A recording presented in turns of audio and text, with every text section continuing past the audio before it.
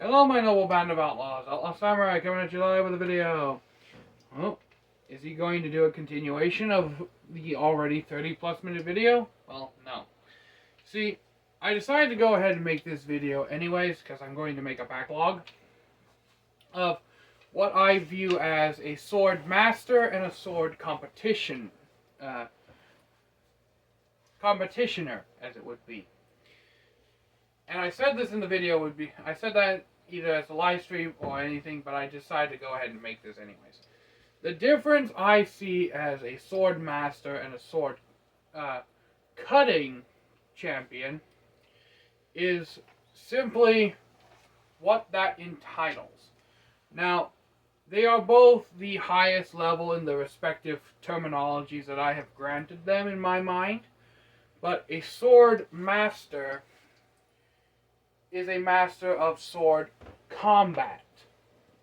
That is a master of sword fighting. A sword competitioner, I don't know if that's an actual word, but it's going to be for this video.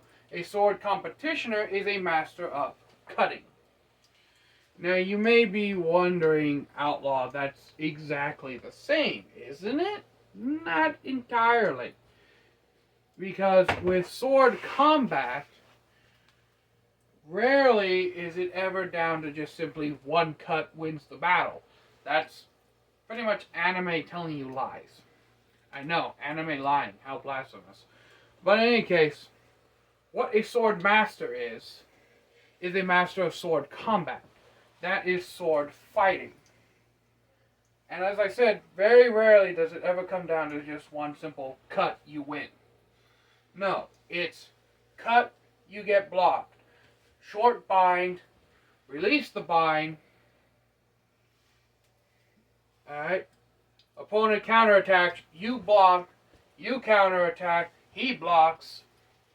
And then you get lucky and either snipe cut his openings or you go for a thrust. You see the difference where clash, bind, repulse, block, bind, repulse, block, bind, strike, dodge. There's hundreds of different movements and combinations of movements that involve in sword fighting. It's not just like how Zorro, like the Mask of Zorro made it, like 1, 2, 3, 1, 2, 3, 1, 2, 3. It's not that simple. It is 1, 2, thrust, or 1, thrust, 2, or 1, 2, thrust, 3. Or 1 slash 2. Or 1 slash thrust 2. Something like that. A sword master has to have a larger repertoire of movements and is generally not always cutting with his sword. Or if he is, he's not cutting extremely powerfully or deep.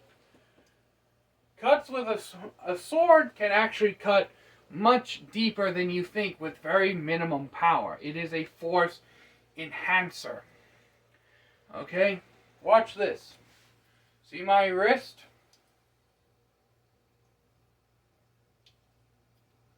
Notice how big that arc is. And if I actually put just the power of my wrist into it, that is actually on bare flesh. If your blade is of any keen sharpness, enough force to actually cut you near to the bone in some places of the body. Like, just doing that I'm not saying it could, but may be more than enough force necessary to chop off a finger. Okay? Since these are force amplifiers, They don't need a lot of power behind their cuts. Generally when you're fighting humans. Now, I've talked a lot about the sword master, but what about the sword competitioner? A sword competitioner has very, very few actual movements that he needs to remember. Because in sword competition, the thing that you're worried about most is actually your form. You're worried about how clean and how smooth your cut is. You're worried about things like how proper your technique is. Whether you have a scallop in your cut or not. Or things of that nature. Sword competition cutting is by all means more of a sport and a game than anything else if you boil it down. Whereas sword fighting is a martial art. And that is what I mean by the difference between a sword master and a sword competition cutter. And what I meant by when I said levels of competition and sword master. These two equate to the same thing, almost. They are both the highest rank in their respective fields. The reason I separate these two is basically that exact reason. A sword master is a martial artist. They're not concerned with how beautifully their cut is, or how smooth their cut is, or even if they scallop the cut or not. They're not worried about maintaining proper edge alignment because they're actually fighting in a duel. Whereas a sword competition cutter, they need to worry about all that shit because they're graded and scored on how clean their cuts are.